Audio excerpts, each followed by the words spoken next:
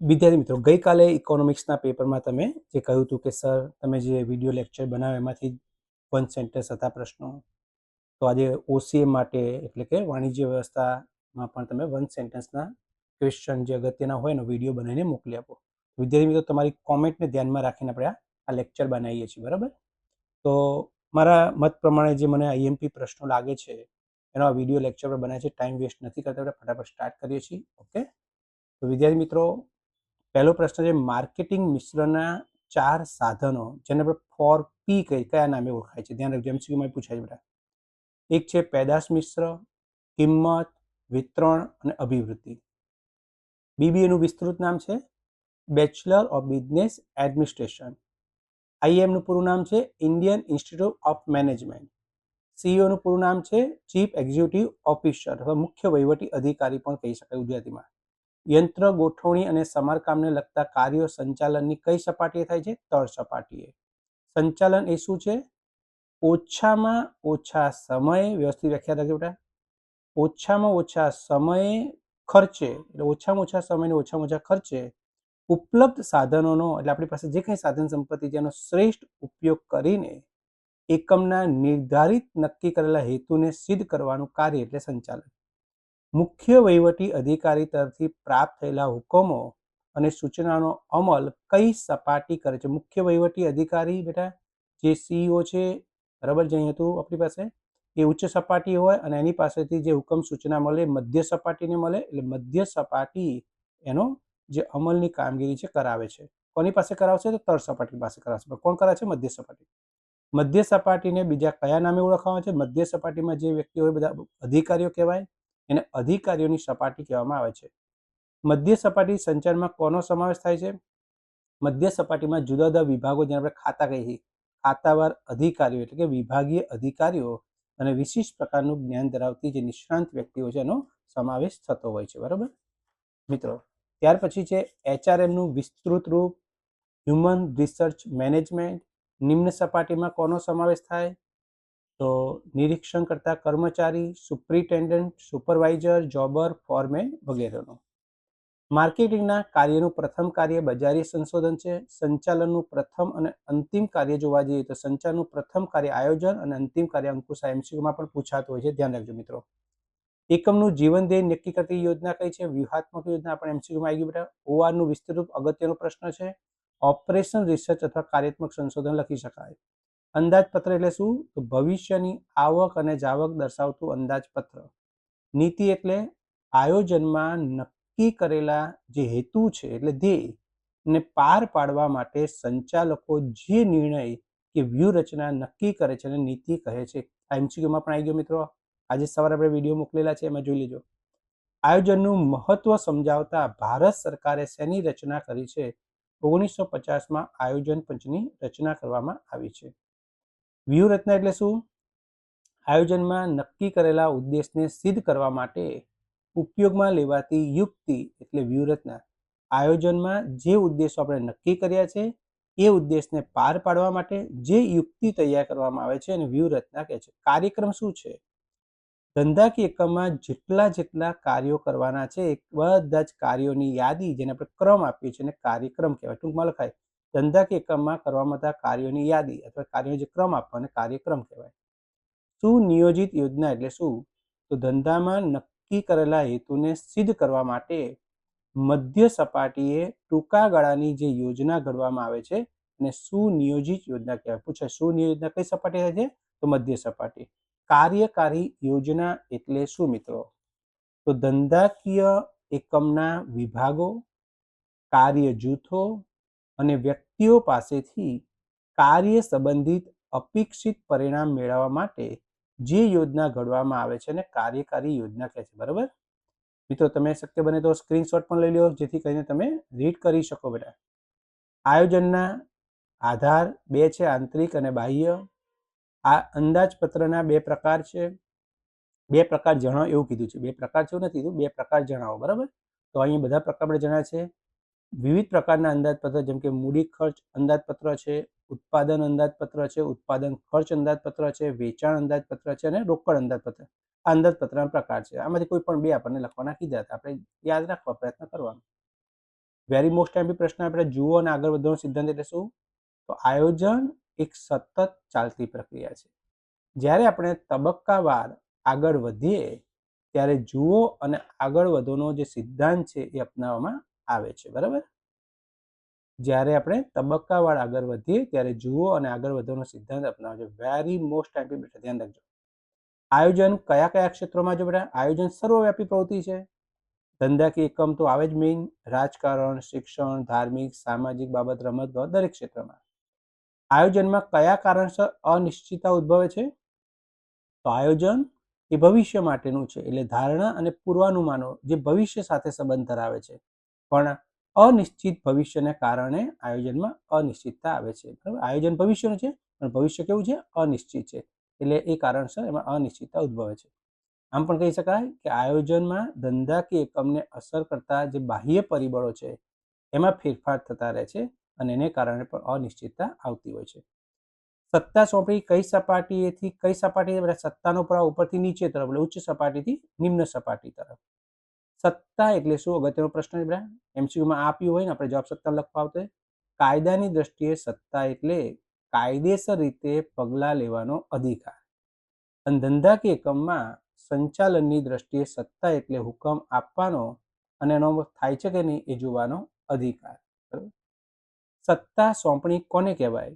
સામાન્ય ભાષામાં જોઈએ તો કાર્યની બીજાને સોંપણી કરવી અને એ કાર્ય માટેની એને સત્તા આપવી અને સત્તા સોંપણી કહેવાય.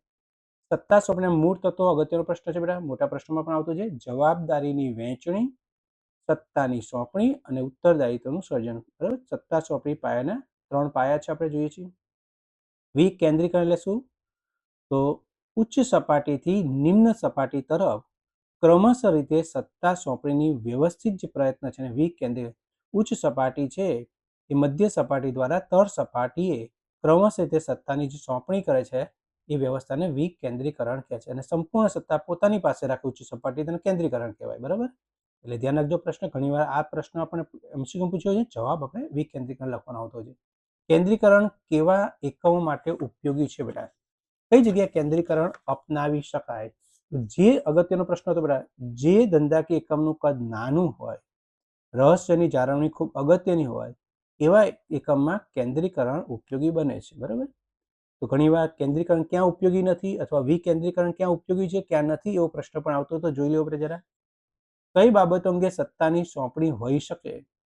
તો માર્કેટિંગ મેનેજરને એના વિભાગ માટે ખર્ચ કરવાની સત્તા મળે, કર્મચારી નીમવાની સત્તા મળે અને શિક્ષાત્મક પગલાં લેવાની સત્તા મળે. તો સત્તા કઈ બાબતની હોઈ શકે? સત્તા સોંપણી કઈ બાબતની હોઈ શકે? ઉત્તરદાયિત્વ એટલે શું? તાબેદાર દ્વારા થયેલ કાર્યનો ઉત્તર આપવા એના તરતનો ઉપરી અધિકારી જવાબદાર હોય એને ઉત્તરદાયિત્વ કહેવામાં આવે છે. કેન્દ્રીકરણ એટલે શું? સત્તા ઉચ્ચ સપાટીએ જ કેન્દ્રિત, એટલે સંપૂર્ણ સત્તા ઉચ્ચ સપાટી પોતાની પાસે રાખે અને સત્તાનું કેન્દ્રીકરણ કહેવાય. અને આ સત્તા જો મધ્ય સપાટી તળ સપાટી સુધી વહે ત્યારે વિકેન્દ્રીકરણ કહેવાય. કયા વ્યવસ્થા તંત્રમાં દરેક વ્યક્તિ પોતાના તરતના ઉપરી અધિકારીને જવાબદાર હોય છે? રૈખિક વ્યવસ્થા તંત્ર. અગત્યનો પ્રશ્ન, ધ્યાન રાખજો બેટા. બરાબર? કેન્દ્રીકરણ વિકેન્દ્રીકરણ તફાવત પણ મોટા પ્રશ્નમાં ધ્યાન રાખજો. અવૈધિક વ્યવસ્થા તંત્ર એટલે શું? તો કોઈ પણ સભાનતાપૂર્વકના હેતુ સિવાય સામૂહિક પરિણામોમાં ફાળો આપવા માટે આપોઆપ રચાયેલ આંતરિક સંબંધોનું માળખું એટલે અવૈધિક. મિત્રો, અહીંયા સામૂહિક પરિણામમાં ફાળો આપવા માટે આપોઆપ લોકો પોતાની રીતે જોડાયેલા હોય. બરાબર ને? પોતાની ઈચ્છાથી એમાં કામમાં લાગેલા હોય, એને અવૈધિક કહેવાય. વૈદિક કોને કહેવાય? આનાથી ઓપોઝિટ. વૈદિક અવૈધિકનો તફાવત વેરી મોસ્ટ ટાઈમ બેટા ધ્યાન રાખજો. એકમમાં સંચાલકો નિર્ધારિત હેતુને સિદ્ધ કરવા માટે કોઈ કાર્ય અથવા વ્યક્તિ વચ્ચેના જે સંબંધો છે એનું વિધિસર પદ્ધતિ રીતે જે માળખું રચવામાં આવે છે એ વૈદિક વ્યવસ્થા તંત્ર છે. વ્યવસ્થા તંત્ર શું છે? તો સમાન હેતુને, બધી વ્યાખ્યાઓ છે બેટા ધ્યાન રાખજો. સમાન હેતુને સિદ્ધ કરવા માટે પૂર્વત એટલે પહેલાથી થયેલી વ્યક્તિઓ વચ્ચે, એટલે પહેલાથી જ નક્કી થયેલી વ્યક્તિઓ વચ્ચે સત્તા અને જવાબદારીની વહેંચણી કરતું માળખું એટલે વ્યવસ્થા તંત્ર. કાર્ય અનુસાર વ્યવસ્થા તંત્ર ક્યાં અનુકૂળ છે બેટા? જ્યાં એકમના કાર્યનું સ્વરૂપમાં ભિન્નતા વધારે જોવા મળતી હોય અને એકમમાં કાર્ય અનુસાર વ્યવસ્થા તંત્ર હોય ત્યાં વ્યવસ્થા તંત્ર અનુકૂળ છે. વ્યવસ્થા તંત્રનો સરળ અને પ્રાચીન પ્રકાર કયો છે? રૈખિક વ્યવસ્થા. MCQ માં પણ આવે છે બેટા. શ્રેણિક વ્યવસ્થા તંત્ર કોને કહેવાય? ત્યારે ધ્યાનથી સમજો, અગત્યનો પ્રશ્ન છે અને છે મોટો પ્રશ્ન છે. શ્રેણિક વ્યવસ્થા તંત્રમાં બે અલગ અલગ પ્રકારના માળખા હોય છે. એક સામાન્ય ક્રમનું માળખું હોય છે, જે નિર્ણય પ્રક્રિયાનો ભાગ છે, અને બીજું ટેકનિકલ પ્રશ્નોના ઉકેલ અંગેનું માળખું હોય છે, જેને પ્રોજેક્ટ માળખું કહે છે. અને આ બંને માળખાના સંયોજનથી ઉદ્ભવતું વ્યવસ્થા તંત્રને શ્રેણિક. આ MCQ માં પણ છે બેટા આપણી પાસે, બરોબર ને? ધ્યાનથી સમજો. તો બે પ્રકારના માળખા છે. એક સામાન્ય ક્રમનું માળખું, જે નિર્ણય પ્રક્રિયાનું કામ કરે છે, અને ટેકનિકલ પ્રશ્નો ઉકેલ માટેનું માળખું છે, એ પ્રોજેક્ટ માળખું છે. આ બંનેના સમન્વયથી જે વ્યવસ્થા તંત્ર અસ્તિત્વમાં છે એને શ્રેણિક વ્યવસ્થા તંત્ર આપણે કહીએ છીએ, બરાબર. નેક્સ્ટ, જવાબદારી એટલે શું? જવાબદારી એ ઉપરી અધિકારી દ્વારા જે તે કાર્ય માટે વહેંચવામાં આવેલી ફરજ છે. તમને જે કામ સોંપવામાં આવ્યું હોય એ કામ બરાબર અંગે તમે જે કામગીરી કરી છે એ કામગીરી બરાબર થઈ છે કે નહીં એ માટે તમે જવાબદાર હશો. કોઈ ચોક્કસ કાર્ય પૂર્ણ કરવા માટે જે કાર્ય સોંપણીનો એક આવશ્યક ભાગ છે એને જવાબદારી કહેવાય. MCQ માં પણ છે બધા. પ્રોજેક્ટ માળખું એટલે શું? હમણાં આગળ જોઈ ગયા, ટેકનિકલ પ્રશ્ન ઉકેલ માટે જે માળખું રચાય એને પ્રોજેક્ટ માળખું કહેવાય.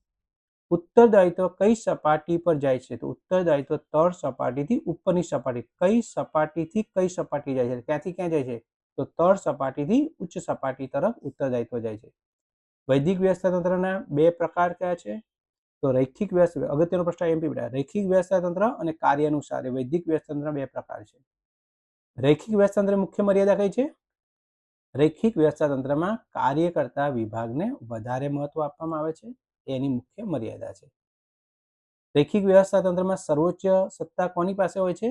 સંચાલક મંડળ પાસે હોય છે. કયું વ્યવસ્થા તંત્રને લશ્કરી વ્યવસ્થા તંત્ર બેટા? રૈખિક. MCQ માં પણ છે. અગત્યના પ્રશ્ન ધ્યાન રાખજો. કર્મચારી વિનાના વ્યવસ્થા તંત્રને કોની સાથે સરખાવવામાં આવે છે? કર્મચારી વિનાનું વ્યવસ્થા તંત્ર આત્મ વિનાના હાડપિંજર જેવું છે, બરાબર. પરીક્ષા 2 માર્કમાં છે. સમજાવો. કર્મચારી વિનાનું વ્યવસ્થા તંત્ર એ આત્મ વિનાના હાડપિંજર જેવું છે. શરીરમાં આત્મા જ ના હોય તો કોઈ કામનો મતલબ નહીં, એના જેવું છે. કર્મચારીની પસંદગી માટે લેવાતી કસોટીના નામ. બુદ્ધિ કસોટી, અભિરુચિ કસોટી, ટીકર જગતનો પ્રશ્ન છે. ધંધાકીય કસોટી અને મનોવૈજ્ઞાનિક કસોટી. પસંદગીની પ્રક્રિયાનો આધાર. તો પસંદગીની પ્રક્રિયાનો આધાર એકમના કદ, એકમનો પ્રકાર અને કર્મચારીના પ્રકાર ઉપર છે. ભરતીના કારણો. ક્યારે ભરતી કરવામાં આવે? કેમ ભરતી કરવામાં આવે? એનું કારણ જ્યારે કોઈ નવું એકમ સ્થપાયું હોય, ચાલુ એકમનો વિકાસ કરવાનો હોય, કોઈ કર્મચારી રાજીનામું આપી જતો રહે, કોઈ કર્મચારીનું મૃત્યુ થાય કે નિવૃત્ત થાય, તો એની જગ્યાએ નવા માણસને લેવા માટે ભરતી કરવી પડતી. ભરતીના કારણો છે. બુદ્ધિ કસોટી દ્વારા ઉમેદવારની કઈ બાબતો જાણી શકાય છે? બરાબર. તો બુદ્ધિ કસોટી દ્વારા ઉમેદવારની બુદ્ધિ ચપળતા, એની યાદશક્તિ, એની વિચાર શક્તિ, નિર્ણય શક્તિ વગેરે જાણી શકાય છે. બરાબર. વિદ્યાર્થી મિત્રો, લેક્ચર બહુ મોટો થઈ જશે. બીજો એક વિડીયો બનાવી અલગથી.